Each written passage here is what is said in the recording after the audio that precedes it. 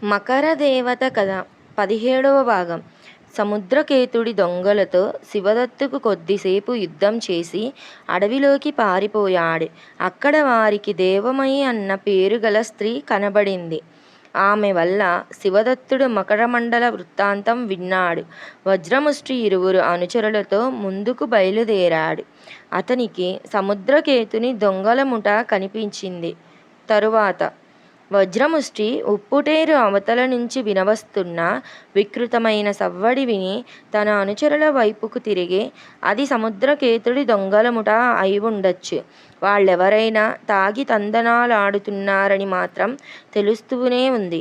మీరిక్కడే ఉండండి, నేను తెలుసుకొని వస్తాను అంటూ వజ్రముష్టి నీళ్ళ మీద పాకుతూ పోయి నీటి ఒడ్డునే ఉన్న ఒక తెప్పను చేజిక్కించుకున్నాడు. కొద్దిసేపట్లో వజ్రముష్టి అవతలి ఒడ్డు చేరాడు. అతడు తెప్పను ఒడ్డున ఉన్న ఒక అడవి చెట్టుకు బంధించి పాకుతూ ముందుకు వెళ్ళాడు. సమతులంగా ఉన్న ఒక చోట దాదాపు 10-12 మంది సముద్రకేతుడి అనుచరులు తమ తమ ఆయుధాలను కుప్పగా ఒకచోట పడవేసి ఒళ్ళు మరిచేలా తాగి కేకలు పెడుతున్నాడు. వాళ్లను హతమార్చేందుకు వజ్రముష్టికి ఇదే మంచి అదనుగా కనిపించింది. అతడు దూకులో పొదమాటు నుంచి ముందుకు ఉరికి, జై కాలకేయ అంటూ కత్తి దూసి దొంగల మీదకి ఉరికాడు. తమ మీదకి ఎలాంటి ఘోర ప్రమాదం ముంచుకు వస్తున్నదో దొంగల్లో కొందరికైనా తెలిసే లోపల వజ్రముష్టి చేతి వాడి కత్తి వాళ్ల తలలను మొండెం నుంచి వేరు చేసింది. ఇంతలో తెప్పరిల్లిన 4-5 భీకరంగా అరుస్తూ తమ తమ ఆయుధాలకేసి పరిగెత్తే లోపల వజ్రముష్టి వారిని కూడా తుదముట్టించాడు. ఒక్కగానొక్క దొంగ మాత్రం ఆ గందరగోళంలో వజ్రముష్టి నుంచి తప్పించుకొని ఉప్పుటేరికేసి పరిగెత్తగలిగాడు. కానీ వజ్రముష్టి అతన్ని వదలదలచలేదు. బ్రతికి బయటపడిన ఒక్క దొంగ అయినా తమకు ముప్పు కలిగించలడని అతడికి తోచింది. వజ్రముష్టి జై కాలకేయ అని అరుస్తూ పారిపోతున్న దొంగకేసి పరిగెత్తాడు. నిరాయుధుడు తాగిన మత్తులో తడబడుతూ ఉన్న ఆ సముద్రపు దొంగ వెనుతిరిగి వజ్రముష్టి భీకరాకారం కేసి చూసి, చచ్చాను అని పెద్దగా అరుస్తూ ఒక్క గెంతున ఎదురుగా ఉన్న ఉప్పుటేరులోకి దూకాడు. వజ్రముష్టి కూడా అతడి వెనకనే ఏటిలో దూకబోయేంతలో తాటిబొండులా అప్పటి వరకు నీటిలో తేలుతున్న మొసలి ఒకటి ఆ సముద్రపు దొంగ మీదకి ఉరికింది. కన్ను మూసి తెరిచేంతలో మొసలి ఆ దొంగను నోట కరుచుకొని పారిపోయింది. వజ్రముష్టి హహా అంటూ బిగ్గరగా నవ్వి తర్వాత పళ్ళు కొరుకుతూ, సముద్రకేతుడికి కూడా ఇలాంటి చావు తప్పదు నా చేతిలో, లేకపోతే మొసలివాత పడి జై కాలకేయ అంటూ అరిచాడు. ఆ సరికి వజ్రముష్టి వెంట వచ్చిన 2 అనుచరులు ఏటి ఒడ్డుకు వచ్చి వజ్రముష్టికేసి చేతులు ఊపారు. ఇక జాగు చేయడం మంచిది కాదని భావించి వజ్రముష్టి తక్షణమే ఒక తెప్ప కొయ్య మీదకి ఎక్కి యువతలి ఒడ్డుకు చేరాడు. వజ్రముష్టి ఏకాకిగా అంతమంది శత్రువులను హతమార్చటం చూసిన అనుచరులిద్దరూ అతడి ధైర్య సాహసాలను వేనోళ్ల మెచ్చుకున్నారు. తరువాత అందరూ కలిసి శివదత్తుడు ఉన్న చోటుకు వెళ్ళారు. వజ్రముష్టిని అంత దూరాన చూస్తూనే శివదత్తుడు వెళ్ళిన పని ఏమయ్యింది? సముద్రకేతుడి అనుచరులు ఆ ప్రాంతాల ఎక్కడా లేరు గదా అని ప్రశ్నించాడు. వజ్రముష్టి జరిగినదేమిటో చెప్పేందుకు బిడియపడుతున్నంతలో వెంట ఉన్న అనుచరులిద్దరూ శివదత్తుడికి అతడు చేసిన సాహస కార్యం గురించి వర్ణించి చెప్పారు. శివదత్తుడు మందరదేవుడు వజ్రముష్టి సాహసానికి అచ్చురువెందారు. వజ్రముష్టి, నీ సాహసం కొనియాడదగిందే.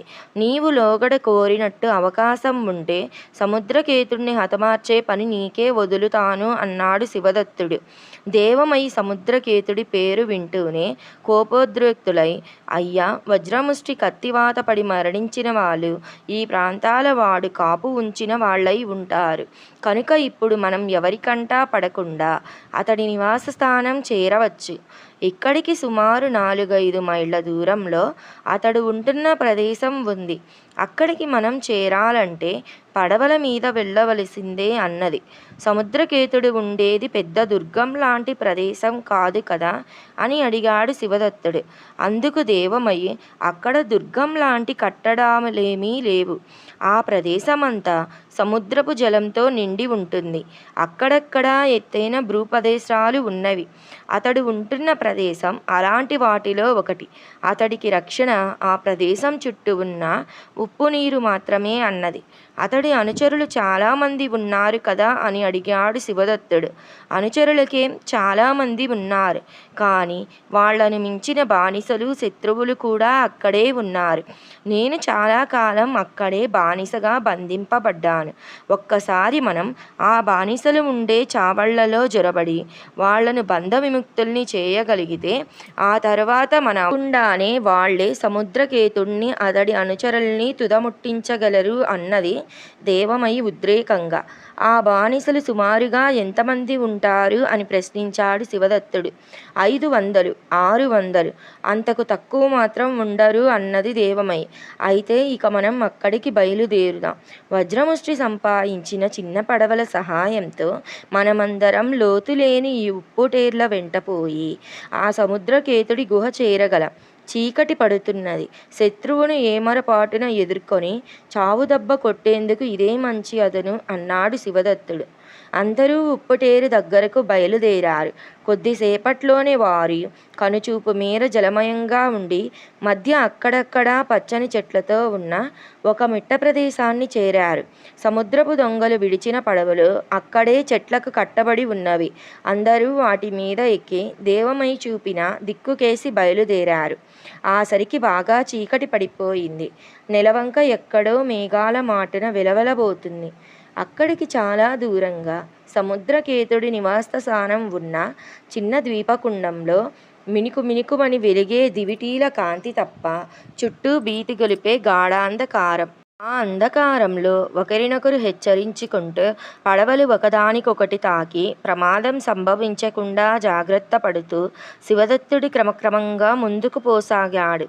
దారిలో అక్కడా ఇక్కడా ఉన్న మిట్ట ప్రదేశాల మీద చెట్లలో నుంచి నీటి పక్షుల అరుపులు వికృతంగా వినిపిస్తున్నవి.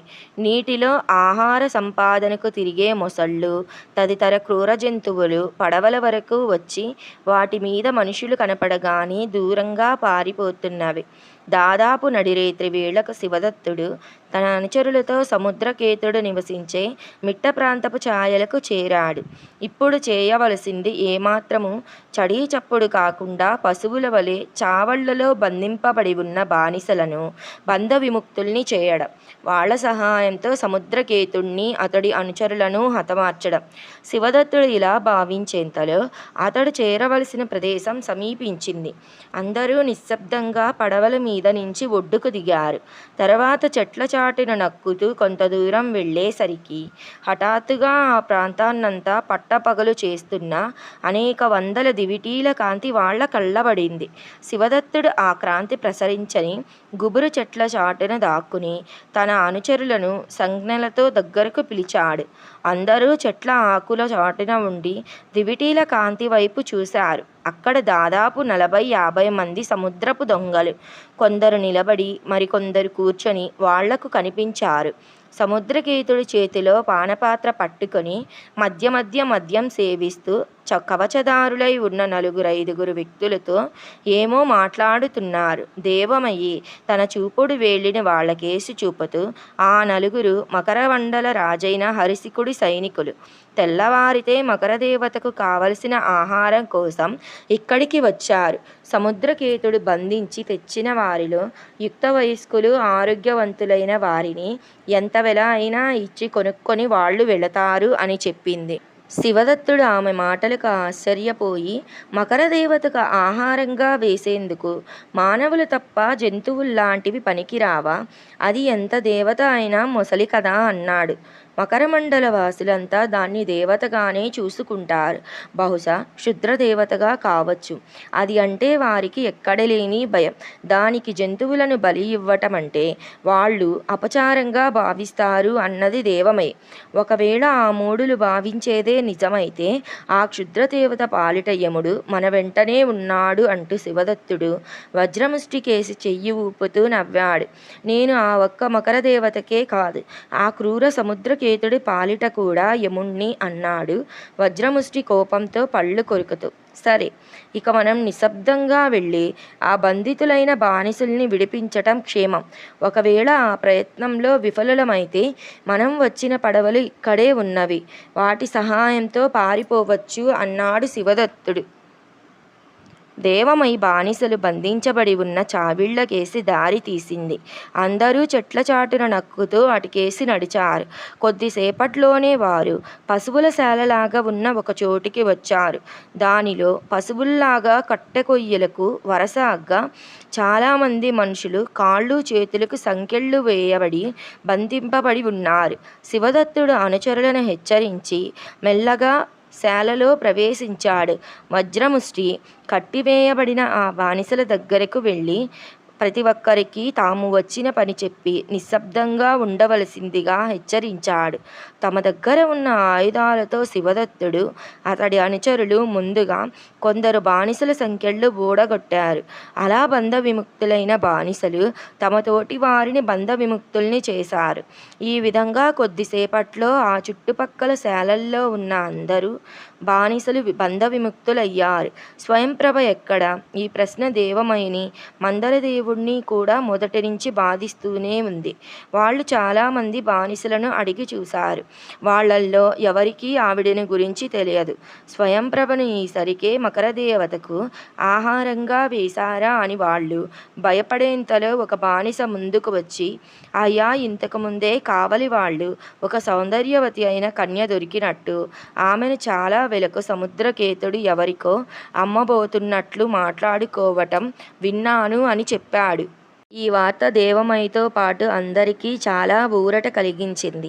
మందరదేవుడు శివదత్తుడి దగ్గరకు వస్తూ, శివదత్త, ఇక్కడ కొంతమంది బానిసలు ఉన్నారు కదా, వీళ్లకు కాపలా అంటూ ఎవరూ లేకపోవటం వింతగా లేదా అని ఆశ్చర్యంగా ప్రశ్నించాడు. శివదత్తుడు ఆ ప్రశ్నకు నవ్వి, ఈ సముద్రజలం మధ్య ఈ మిట్ట మీద కాళ్ళు చేతులు గొలుసులతో బంధింపబడిన వ్యక్తులు ఎక్కడికి పోగలరు? సరే, ప్రస్తుత కర్తవ్యం సంగతి ఆలోచిద్దాం. స్వయంప్రభ ఈ ప్రాంతంలోనే ఎక్కడో ఉండి ఉంటుంది. మనం ఒక్కొమ్మడిగా ముందు సముద్రకేతుడి మీద పడి వాణ్ణి అనుచరులతో సర్వనాశనం చేద్దామన్నాడు. ఈ లోపల వజ్రముష్టి బానిసలందరినీ ఒకచోట చేర్చి వాళ్లకు కర్రలు, ఇనుప చువ్వలు, ఈ విధంగా ఏది దొరికితే అది ఇచ్చి సర్వసన్నద్ధం చేశాడు. శివదత్తుడి ఆజ్ఞ కాగానే అందరూ 3 భాగాలుగా విభజింపబడ్డారు. శివదత్తుడు, మందరదేవుడు, వజ్రముష్టి ఆ 3 భాగాలకు ముందుండి దాడి ప్రారంభించాలని నిర్ణయించబడింది. అందరూ చెట్ల చాటున గల చీకటి ప్రాంతాల వెంట నిశ్శబ్దంగా నడిచి 3 వైపుల నుంచి సముద్రకేతుడి మీదకి భయంకరంగా అరుస్తూ దూకారు. అంత హఠాత్తుగా మీదకి దూకిన శత్రువులెవరో తెలుసుకొని ప్రతిఘటించే లోపల సముద్రకేతుడి దొంగల ముఠాలో చాలామంది శివదత్తుడి అనుచరుల దాడి కత్తులకు బలి అయిపోయారు. ఇంకా ఉంది.